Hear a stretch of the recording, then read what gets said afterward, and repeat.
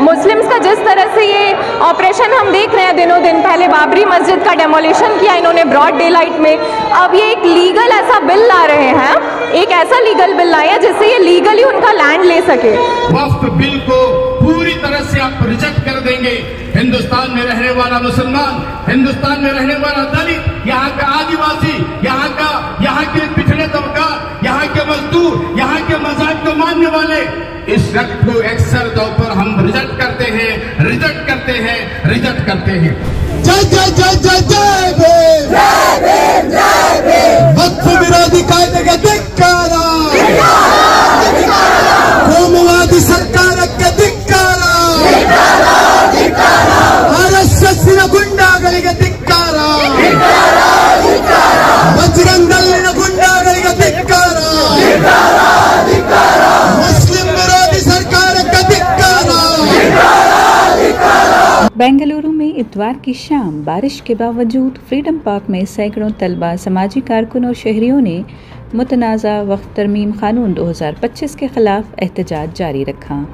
हम संविधान के लोग के बैनर तले मुनक़द इस एहतजाज का ताल्लुक़ उस नेशनल लेवल मूवमेंट से है जिसमें इस कानून की वापसी का मुतालबा किया जाता है। मुज़ाहिरीन का इल्ज़ाम है कि जो एक्ट उम्मीद यानी uniform Waqf management, empowerment and endowment development के नाम से पेश किया जा रहा है, मुसलमानों के मजहबी इदारे जैसे मसाजिद, मदारिस, कब्रिस्तान और दरगाहों की खुद मुख्तारी को ख़त्म करता है और बिरादरी की शमूलियत को नज़रअंदाज भी करता है। समाजी कारकुन मारिया हुसैन का कहना है कि ये इस्लाह नहीं, अक़लियतों के हुकूक़ पर मुनज़्ज़म हमला है। आज मुसलमान निशाने पर हैं, कल ईसाई होंगे, फिर हिंदू भी मुतासर हो सकते हैं। विनय श्रीनिवास ने कहा कि लाखों एतराज़ात पार्लिमानी कमेटी को पेश किए गए मगर एक भी तस्लीम नहीं हुआ। ये कानून संघ परिवार के मफाद में है, मुसलमानों के नहीं। तहरीक में शामिल तनवीर अहमद ने कहा कि अगरचे वक्फ बोर्ड्स में बदउनवानी के मसाइल हैं मगर सफाई का मतलब ये नहीं कि कम्युनिटी का कंट्रोल ही छीन लिया जाए। सबसे ज़्यादा तशवीशनाक पहलू वक्फ बाय यूज़र का खात्मा है। 16 अप्रैल को सुप्रीम कोर्ट ने भी इस पर सवाल उठाया और मुतनब्बे किया कि इससे कई मजहबी इमलाक का वजूद ख़तरे में पड़ सकता है। फ़िलहाल अदालत उज़्मा ने नए तक़र्रुरियों और इमलाक में तब्दीली पर 5 मई तक पाबंदी लगा दी है। मुज़ाहिरीन का कहना है कि उनकी जद्दोजहद उस वक्त तक जारी रहेगी जब तक कि ये कानून वापस नहीं लिया जाता। हम देख रहे हैं आज ये फासीवाद सरकार जो कर रही है, मुस्लिम्स पे अटैक और एक जो इस्लामोफोबिया फैल रहा है दिनों दिन, वक्फ बिल के साथ ये चाहते हैं कि ये लैंड भी जब्त कर ले सारे मुसलमानों का, उनका लैंड ले सारा। और जिस तरह से ये चाहते हैं कि जो भी नॉन मुस्लिम लोग हैं वो भी आकर के वक्फ कमेटी में आकर के बैठ जाएं। आप देख सकते हैं हिंदू बोर्ड के जो भी एक्ट्स हैं उसमें कोई भी नॉन हिंदू अलाउ नहीं है, लेकिन मुस्लिम्स का जिस तरह से ये ऑपरेशन हम देख रहे हैं दिनों दिन, पहले बाबरी मस्जिद का डेमोलिशन किया इन्होंने ब्रॉड डे लाइट में, अब ये एक लीगल ऐसा बिल ला रहे हैं, एक ऐसा लीगल बिल लाया जिससे ये लीगली उनका लैंड ले सके। तो हम बैंगलोर के लोग इसके खिलाफ खड़े रहेंगे, डटे रहेंगे और बिल्कुल वक्फ बिल के अगेंस्ट हमारा हमेशा से आवाज़ उठाई जाएगी। माशाल्लाह बहुत ही ज़्यादा तादाद में आके हैं लोग, बट आपके इस चैनल के थ्रू मैं अपील करना चाहती हूँ लोगों को, ये इतनी तादाद काफ़ी नहीं है क्योंकि ये मसला सिर्फ एक घर का या एक आदमी का कोई पर्सनल इश्यू नहीं है। ये वक्फ का मामला है, हमारे हदीस और हमारे शरीयत का मामला है। तो इसके लिए और लोगों को बाहर आना चाहिए क्योंकि कल के दिन जब आप लोग, हमारे आधे प्रॉपर्टीज तो कब्रिस्तान है, कल के दिन वो लोग बोलेंगे कि आपको दफनाने के लिए भी 50,000 दे के ज़मीन लेना पड़ेगा, तब इन लोगों को एहसास होगा, जो लोग आज नहीं आए हैं और जो इस एहतजाज में शामिल नहीं हो रहे हैं उन लोगों को इसका हर्जाना उस वक्त भुगतना पड़ेगा जब गवर्नमेंट उनसे मांगेगी कि 50,000 रुपये दो फिर दफनाने देंगे। क्योंकि हम लोगों को तो हिंदूस की तरह जलाया नहीं जाता, इसी मिट्टी में दफन होना है। जब वो पूरे कब्रिस्तान कब्ज कर लिए जाएंगे गवर्नमेंट के द्वारा तब उन लोगों को एहसास होगा, क्योंकि ये कोई पर्सनल इश्यू नहीं है। ये लोग इतने सारे ये ला के रखिए, इतने सारे चेंजेस करिए। हमारे वक्फ बोर्ड में हिंदू होंगे तो क्या हिंदुओं के बोर्ड्स में मुसलमानों को शामिल किया जाएगा? जब हिंदुस्तान का कानून सबके लिए एक है बोलती इन लोग, तो फिर क्या, फिर अगर मुसलमानों के वक्त में अगर हिंदुओं को शामिल किया जा रहा है तो फिर क्या हिंदुओं के बोर्ड में भी मुसलमानों को शामिल किया जाएगा?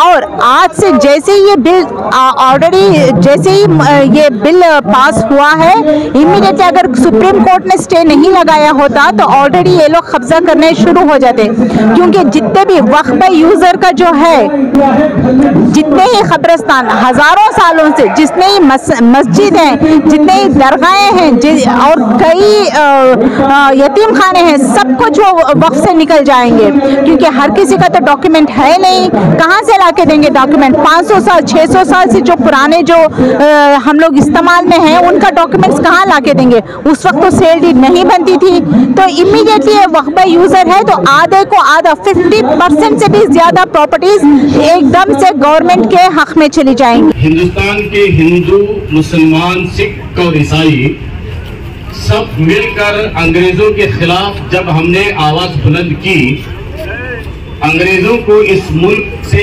भागने पर हमने मजबूर किया था, और हमें पूरा यकीन है आइंदा आने वाले पार्लियामेंट के इलेक्शन में बीजेपी को पार्लियामेंट छोड़ना पड़ेगा इंशाअल्लाह। ये पार्लियामेंट इसे इसलिए छोड़ना पड़ेगा, उसने 10 साल के अरसे में पार्लियामेंट के अंदर अभी तक जितने उसने बड़े फैसले किए हैं, किसके खिलाफ? माइनॉरिटीज के खिलाफ, दलितों के खिलाफ, आदिवासियों के खिलाफ, पिछड़े तबकात के खिलाफ, मज़ाहिब को मानने वालों के खिलाफ। सबसे बड़ी बात है, उसने जो फैसले आज तक लिए हैं वो दस्तूर हिंद के खिलाफ उसने फैसले किए हैं। आपको मालूम होगा कि पार्लियामेंट में फैसले के बाद अमित शाह ने, वजीर दाखिला, उन्होंने ये कहा कि क्या तुम माइनॉरिटीज पार्लियामेंट पे तुम डराना चाहते हो? लेकिन हम ये कहना चाहते हैं अमित शाह जी से कि पार्लियामेंट में तुम डराना चाहते हैं माइनॉरिटीज को। इस तरह के फैसले लेकर जो दस्तूर हिंद के खिलाफ है, आर्टिकल नंबर 26, जिसमें इस मुल्क में रहने वाले तमाम ही मज़ाहिब के लोगों को अपने मजहब पर चलना, अपने मज़ाहिब के लिए इदारों को कायम करना और अपने मज़ाहिब के प्रपोगेट के लिए जद्दोजहद अमन के साथ करते रहना, ये दस्तूर हिंद में दिया गया आर्टिकल नंबर 26 के खिलाफ है, जो पार्लियामेंट के अंदर वक्फ बिल को वक्फ एक्ट बनाने के लिए उन्होंने फैसला किया था। हम सब, न सिर्फ हम सब, आज के इस जलसे में, आज के इस कार्यक्रम में, आज के एहतजाज में जिन लोगों ने आपके सामने इज़हार ख्याल किया है, आपको मालूम होगा कि सिर्फ मुसलमानों ने इज़हार ख्याल नहीं किया है, यहाँ हिंदू भाइयों ने इज़हार ख्याल किया, यहाँ दलितों ने इज़हार ख्याल किया, यहाँ आदिवासी के लीडरों ने यहाँ इज़हार ख्याल किया है। ये एक सिर्फ छोटा सा आईना है जो हिंदुस्तान की हुकूमत को हम दिखाना चाहते हैं। पूरे मुल्क के अंदर, पूरे मुल्क में जितने बड़े एहतजाजात हुए हैं, यकीन मानिए ये वक्फ बिल जो तुमने पास किया है, ये दस्तूर हिंद के खिलाफ करते हुए हिंदुस्तान में रहने वाले तमाम ही अवाम को तुमने अपने खिलाफ खड़ा कर दिया है। यकीन मानो, इसे लीड करने के लिए हिंदुस्तान में आजादी के मौके पर भी हमने लीड किया था। दस्तूर जब बन रहा था उस मौके पर भी बाबा साहेब अम्बेडकर के साथ हमने दिया था, क्योंकि इस मुल्क का दस्तूर बने, ये मुल्क जमहूरी बने, इस मुल्क के अंदर डेमोक्रेसी कायम रहे, इस मुल्क के अंदर तमाम इंसानों को हक मिलना चाहिए। इसके लिए हमने बाबा साहेब अम्बेडकर जी के सदारत में बनने वाले टीम में हमने बहुत ही अहम रोल अदा किया था। आज भी हम ये कहेंगे, हिंदुस्तान के दस्तूर में बुनियादी बातों को अगर तुम तब्दील करने के लिए कोशिश करते रहोगे, इस मुल्क में उसकी मुखालिफत करने के लिए हम सबसे अव्वल में खड़े रहेंगे। उसके मुखालिफत करने में हम सबसे अव्वल में खड़े रहेंगे। लिहाजा ये पूरा मजमुआ ये अपील करता है सुप्रीम कोर्ट को, सुप्रीम कोर्ट का हम शुक्रिया अदा करते हैं। 2 दिन तक तुमने जो डिबेट किया, 2 दिन तक आपने जो सुना, जिस तरह से आपने हुकूमत की जराह की है, आइंदा हम आपसे तवक्को रखते हैं कि आप वक्फ बिल को पूरी तरह से आप रिजेक्ट कर देंगे। हिंदुस्तान में रहने वाला मुसलमान, हिंदुस्तान में रहने वाला दलित, यहाँ का आदिवासी, यहाँ के पिछड़े तबकात, यहाँ के मजदूर, यहाँ के मज़हब को मानने वाले, इस वक्त को अक्सर तौर पर हम रिजेक्ट करते हैं।